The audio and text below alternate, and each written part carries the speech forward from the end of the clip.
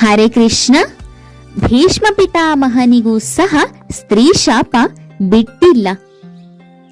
ಭೀಷ್ಮ ಪಿತಾಮಹ ತನ್ನ ತಮ್ಮ ವಿಚಿತ್ರ ವೀರ್ಯನಿಗೆ ಮದುವೆ ಮಾಡಬೇಕು ಅಂತ ಯೋಚಿಸಿ ಹುಡುಗಿಗಾಗಿ ಹುಡುಕುತ್ತಾ ಇದ್ದಾಗ ಕಾಶಿ ಮಹಾರಾಜ ಕಶ್ಯ ತನ್ನ ಮಕ್ಕಳಿಗೆ ಸ್ವಯಂವರವನ್ನ ಏರ್ಪಡಿಸಿರುತ್ತಾನೆ. ಆದರೆ ಕುರುವಂಶದವರಿಗೆ ಆಹ್ವಾನ ನೀಡಿರುವುದಿಲ್ಲ.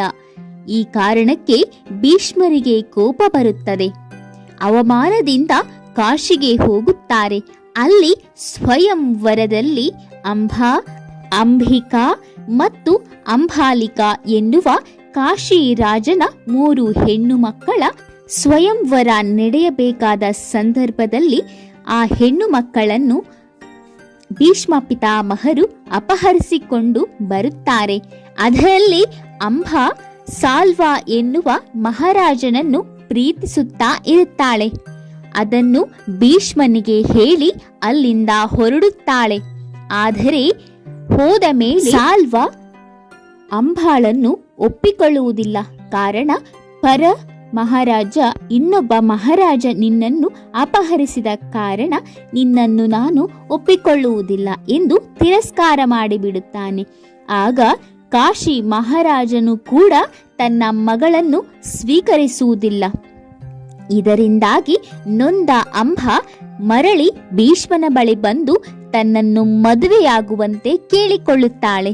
ಭೀಷ್ಮ ಮಹಾರಾಜ ತಾನು ಮೊದಲೇ ವಿವಾಹವಾಗುವುದಿಲ್ಲ ಎಂದು ಪ್ರತಿಜ್ಞೆ ಮಾಡಿದ ಕಾರಣ ಮದುವೆ ಆಗುವುದಕ್ಕೆ ಎಂದಿಗೂ ಸಾಧ್ಯವಿಲ್ಲ, ನನ್ನ ಪ್ರತಿಜ್ಞೆಯನ್ನು ನಾನು ಮುರಿಯುವುದಿಲ್ಲ ಎಂದು ಹೇಳಿಬಿಡುತ್ತಾನೆ.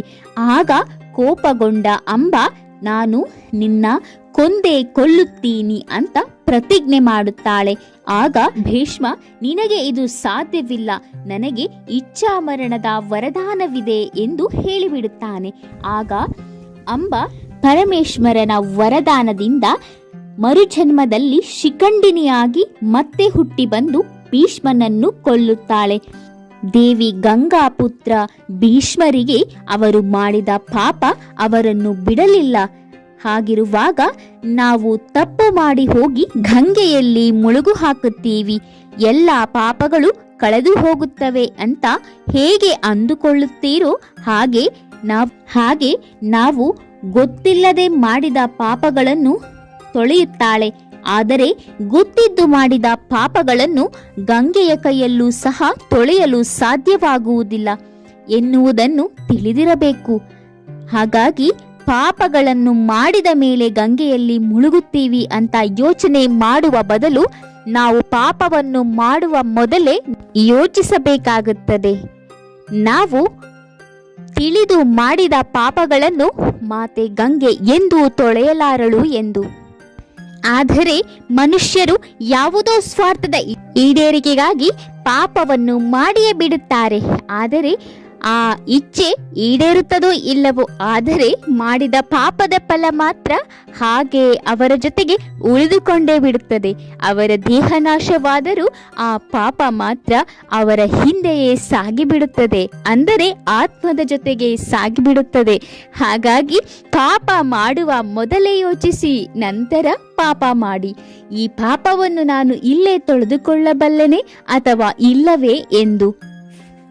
ಆಗಲಾದರೂ ಪಾಪಕೃತ್ಯವನ್ನೆಸಗಲು ಮನಸ್ಸಾಗದೇ ಇರಬಹುದು. ಒಂದು ವೇಳೆ ಮಾಡಿದ ಪಾಪವನ್ನು ತೊಳೆದುಕೊಳ್ಳುವ ಶಕ್ತಿ ಇಲ್ಲಿ ಇಲ್ಲದೇ ಇದ್ದರೆ ಪ್ರತಿ ಜನ್ಮಕ್ಕೂ ಅದು ಹಿಂದೆ ಬರುತ್ತಲೇ ಇರುತ್ತದೆ. ಹಾಗೆ ಆ ಪಾಪದ ಫಲವನ್ನು ಅನುಭವಿಸಲೇಬೇಕಾಗುತ್ತದೆ. ಅದರಲ್ಲೂ ಸ್ತ್ರೀಯ ಶಾಪವಂತೂ ಯಾರನ್ನು ಬಿಡುವುದೇ ಇಲ್ಲ. ಇದಕ್ಕೆ ಸಾಕಷ್ಟು ಉದಾಹರಣೆಗಳಿವೆ. ಅದನ್ನು ನಾನು ಉದಾಹರಣೆಗಳನ್ನು ಕೊಟ್ಟು ಹೇಳುವ ಅಗತ್ಯವಿಲ್ಲ, ನಿಮಗೆ ಅರಿವಿರುತ್ತದೆ. ಹಾಗಾಗಿ ನಮ್ಮ ಸ್ವಾರ್ಥಕ್ಕಾಗಿ ಯಾರನ್ನೋ ನೋಯಿಸಿ ಯಾರನ್ನೋ ಹಿಂಸಿಸಿ ಪಡೆದ ಆ ಸುಖದಿಂದ ಏನು ಲಾಭವಿದೆ ಎಂದು ಯೋಚಿಸಿ.